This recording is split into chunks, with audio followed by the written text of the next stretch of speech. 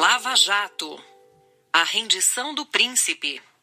Há 1 ano preso em Curitiba, Marcelo Odebrecht, dono da maior empreiteira do país, decide revelar seus segredos naquela que é considerada a mãe de todas as delações.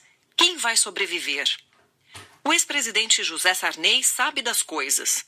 Com a autoridade de seus 60 anos de vida pública e um talento nato para resistir a tormentas, Sarney disse numa conversa gravada que a delação premiada de executivos da Odebrecht provocaria um estrago digno de uma metralhadora de .100. A velha raposa externava o temor reinante na classe política com a possibilidade da revelação dos detalhes da contabilidade clandestina da maior empreiteira do país. Fazia coro com as autoridades empenhadas em melar a investigação do Petrolão. A Operação Abafa, como se sabe, fracassou. A delação de diretores e funcionários da Odebrecht já está sendo feita. Não só ela, como a colaboração do ex-chefe da OAS, que fez a reforma do sítio que servia de refúgio para o ex-presidente Lula. Em vez de uma, são 2 as metralhadoras engatilhadas, ambas com munição de sobra para permitir que a Lava Jato feche a lista de políticos beneficiados com propina e identifique a cadeia de comando do maior esquema de corrupção já investigado no país. O poder de fogo é ainda mais devastador, letal e definitivo do que imaginava o experiente Sarney. A delação mais aguardada é a de Marcelo Odebrecht, o príncipe das empreiteiras, provedor mor das campanhas eleitorais, doador universal do sistema político brasileiro. Preso em junho do ano passado, Marcelo de início declarou-se inocente e rechaçou a possibilidade de ajudar as autoridades a esquadrinhar as entranhas do Petrolão. Primeiro, para alguém dedurar, precisa ter o que dedurar. Isso eu acho que não ocorre aqui, disse o empresário já sob a custódia da Polícia Federal numa audiência da CPI da Petrobras. Os parlamentares presentes, sabedores de onde o calo aperta, quase pediam desculpas ao fazer perguntas a ele. Eu talvez brigasse mais com quem dedurou do que com aquele que fez o fato, acrescentou Marcelo, criticando os delatores. Uma sucessão de fatos mudou suas convicções. Fracassaram todos os recursos jurídicos e as armações políticas de bastidores para livrá-lo da prisão. A força-tarefa da Lava Jato descobriu que a Odebrecht tinha um setor específico para pagamento de propina que abastecia os partidos governistas e de oposição. Em março, o juiz Sérgio Moro, responsável pela Lava Jato, condenou Marcelo a 19 anos e 4 meses de prisão por corrupção, lavagem de dinheiro e associação criminosa. Para se livrar da cadeia, o condenado finalmente aceitou exercer o papel de delator que tanto desqualificara. O alvo principal de suas revelações será a presidente afastada Dilma Rousseff. Segundo o empresário, a reeleição de Dilma foi financiada com propina depositada em contas no exterior. A Lava Jato já rastreou o repasse de 3 milhões de dólares da empreiteira para uma conta na Suíça do marqueteiro João Santana, mago das últimas 3 campanhas presidenciais do PT. Além disso, mapeou o pagamento de 22 milhões e 500 mil reais ao marqueteiro em dinheiro vivo entre outubro de 2014, quando Dilma conquistou o segundo mandato, e maio de 2015. Marcelo confirmará aos investigadores que, ao remunerar Santana, bancou despesas não declaradas da campanha da petista.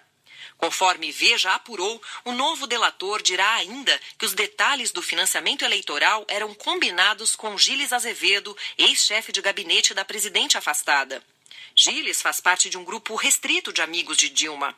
Outro integrante dessa turma é Anderson Dornelles, ex-secretário particular da petista, que também será citado por Marcelo. Anderson é tratado como um filho por Dilma. Ele começou a trabalhar com a presidente afastada desde quando era adolescente no Rio Grande do Sul. Na presidência, Anderson cuidava das coisas pessoais de Dilma, do telefone à agenda. Fazia companhia a ela em sessões de cinema e jantares no Alvorada. Segundo Marcelo, o menino de Dilma lhe pediu ajuda em dinheiro. A contribuição foi dada por meio de pagamentos periódicos. O empreiteiro promete listá-los. A Lava Jato já tem o caminho. Está investigando o repasse de 50 mil reais da Odebrecht a Douglas Franzoni Rodrigues, amigo do peito de Anderson, que ocupou cargos no Ministério de Minas e Energia, na Casa Civil e na Agência Reguladora do Setor de Transportes. Na lista de propina da Odebrecht, Douglas tem o codinome Las Vegas, referência ao fato de que ele e Anderson se tornaram habituês das festas e eventos mais badalados do país, nos quais realizavam gastos incompatíveis com seus respectivos salários. Bons amigos da dupla, como empresários e lobistas com interesses no governo, faziam questão de bancar esses custos. Na delação de Marcelo, ficará claro que os R$50 mil eram para Anderson e que Douglas cumpria apenas o papel de laranja na transação. Em fevereiro passado, o menino de Dilma foi demitido a pedido. Lorota. A presidente afastada mandou-o para casa ao saber que Anderson e Douglas haviam se tornado sócios em um bar no estádio Beira-Rio, da equipe do Clube Internacional em Porto Alegre. O estádio foi reformado pela Andrade Gutierrez, outra empreiteira do Petrolão. Durante o governo do PT, a Odebrecht multiplicou por 6 o seu faturamento, que passou de 17 bilhões e 300 milhões para 107 bilhões e 700 milhões de reais. Marcelo sempre encheu o ex-presidente Lula de elogios e cifrões. O empresário capitaneou o movimento Volta a Lula em 2014, doou 4 milhões e 600 mil reais ao instituto do ex-presidente, pagou 3 milhões por suas palestras e, de lambuja, contratou o sobrinho da primeira esposa do petista. Com Dilma, a relação nunca foi amistosa. Menos de um mês antes de ser preso, Marcelo se encontrou com a presidente no México. Queria ajuda para se proteger da Lava Jato. Arrogante, advertiu-a de que o avanço das investigações, ao contrário do que ela pensava, poderia fulminá-la também. A presidente pareceu despreocupada, segundo o relato de testemunhas. O empreiteiro, irritado, comentou com assessores que tinha dúvida se ela era autista ou artista, usando ambas as expressões em tom pejorativo. Dilma até tentou ajudar, fazendo lobby nos tribunais superiores pela soltura de Marcelo, mas a operação fracassou. Cerca de 50 altos funcionários da Odebrecht devem fechar acordo de delação premiada. Eles fornecerão detalhes do pagamento de propinas aos políticos mais importantes do país. Nas campanhas de 2010 e 2014, a empreiteira distribuiu cerca de 100 milhões de reais, à margem da lei, aos candidatos. Veja apurou que serão citados nominalmente 13 governadores e 36 senadores, entre os quais o presidente nacional do PSDB, Aécio Neves. A Odebrecht também pagou por fora despesas da campanha presidencial dele, exatamente como fizera com Dilma, garante um advogado da empreiteira. As delações tendem a atingir em cheio também os alicerces do novo governo. A Odebrecht listará entre os beneficiários de seu caixa clandestino o senador Romero Jucá, que foi demitido do Ministério do Planejamento, mas continua como homem forte do presidente interino Michel Temer no Congresso. Jucá era remunerado por acolher emendas de interesse da Odebrecht em seus relatórios sobre os principais projetos em tramitação no Senado. Agora, aparece envolvido em uma propina de 60 milhões de reais. 2 ministros de Temer também serão citados: Gedel Vieira Lima, da Secretaria de Governo, e Henrique Eduardo Alves, do Turismo. Desde que foi preso, Marcelo Odebrecht cumpre uma rotina rigorosa. Acorda às 5 da manhã, pratica exercícios físicos por horas a fio e faz anotações num caderno. O empresário se esforça para manter corpo e mente sãos. De personalidade forte, poucas vezes se mostrou abatido. Mas quando seu último recurso contra a prisão foi negado, chorou copiosamente. A negociação da delação premiada lhe trouxe nova disposição e boas notícias. Trocou o complexo médico penal, um presídio, pela carceragem da Polícia Federal. Já o juiz Sérgio Moro suspendeu o andamento de um processo contra ele. O homem que tem o hábito de anotar tudo o que fez, faz e fará está prestes a desfrutar os benefícios legais previstos para os delatores, para desespero de personagens como JS, GM, Jack, Vaca, Feira, Italiano, Suiz. Apelidos e códigos encontrados em seu telefone celular que identificam corruptos, corruptores, cifras e operações ilegais da empreiteira no Brasil e no exterior. O mesmo vale para Léo Pinheiro, ex-presidente da OAS. Amigo de Lula, com quem conversava com frequência e compartilhava bons charutos, Pinheiro foi preso pela Lava Jato e relutou quanto pôde em negociar uma delação. Aos familiares, dizia que tinha um dever de lealdade com Lula. A temporada atrás das grades, a condenação a 16 anos de prisão e os problemas de saúde dobraram sua resistência. Com o quebra-cabeça do Petrolão quase todo montado, ele se viu obrigado a falar do petista às autoridades, numa tentativa de ver sua pena reduzida. O que contou até agora, nas conversas preliminares, é letal. Disse aos defensores que o ex-presidente atuava como lobista da OAS e era devidamente remunerado. Afirmou que foi o próprio petista quem lhe pediu que reformasse o sítio em Atibaia, aquele que Lula usa e diz que não lhe pertence. Pinheiro contou ter tratado diretamente com o ex-presidente das melhorias que seriam feitas no sítio, que ganhou campo de futebol, tanques de peixes e outras benfeitorias proporcionadas pela OAS e também pela Odebrecht. Nos anexos da delação, Pinheiro falou sobre o triplex no Guarujá reservado à família do ex-presidente. Segundo o executivo, a OAS considerava a unidade 164A o apartamento de Lula. Ele era o proprietário do imóvel até sua existência ser revelada pela imprensa. Pinheiro contou que o ex-presidente até pensou em desistir do apartamento, mas lá no início, quando a obra era tocada pela Bancop, uma cooperativa de bancários de São Paulo que quebrou depois de ter seus recursos desviados para o caixa do PT.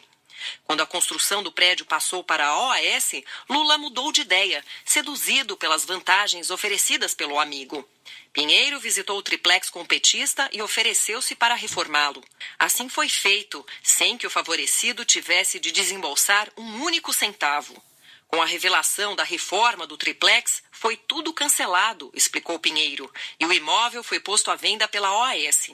Ainda no campo dos favores pessoais, o empreiteiro contou que deu um emprego ao marido de Rosemary Noronha, amiga íntima de Lula, demitida do cargo de chefe do escritório da presidência em São Paulo, depois de ter sido flagrada em tráfico de influência.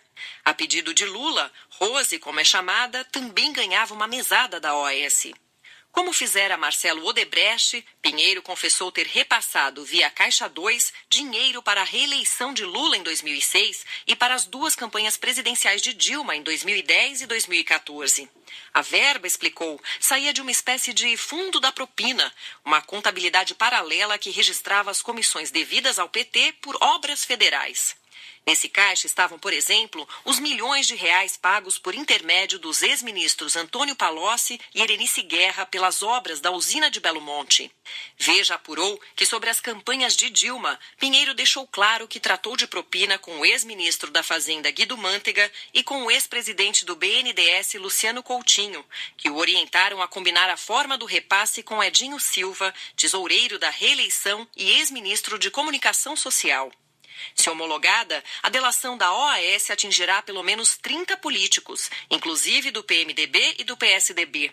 O empreiteiro também disse que o senador Aécio Neves é um velho beneficiário de propinas da OAS. Como exemplo, citou as obras do Centro Administrativo do Estado de Minas Gerais, construído por 9 empreiteiras, quase todas envolvidas no Petrolão, a um custo de 1 bilhão e 200 milhões de reais.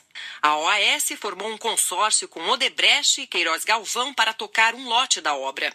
Segundo Pinheiro, a OAS pagou a Aécio Neves 5% do valor recebido pela obra. Ele detalhou a forma de pagamento. Disse que a propina era entregue por um operador da empreiteira em dinheiro vivo a um intermediário do Tucano. Outros beneficiários citados pelo Executivo são Gedel Vieira Lima e Romero Jucá, que também constam do cardápio da Odebrecht, além do senador Renan Calheiros, presidente do Senado, e do deputado Eduardo Cunha, afastado do mandato parlamentar e da presidência da Câmara. Os PMDBistas recebiam suas comissões em dinheiro vivo ou por meio de doações regulares ao partido. Todos os citados negaram recebimento de propina e disseram desconhecer os fatos narrados pelos empreiteiros.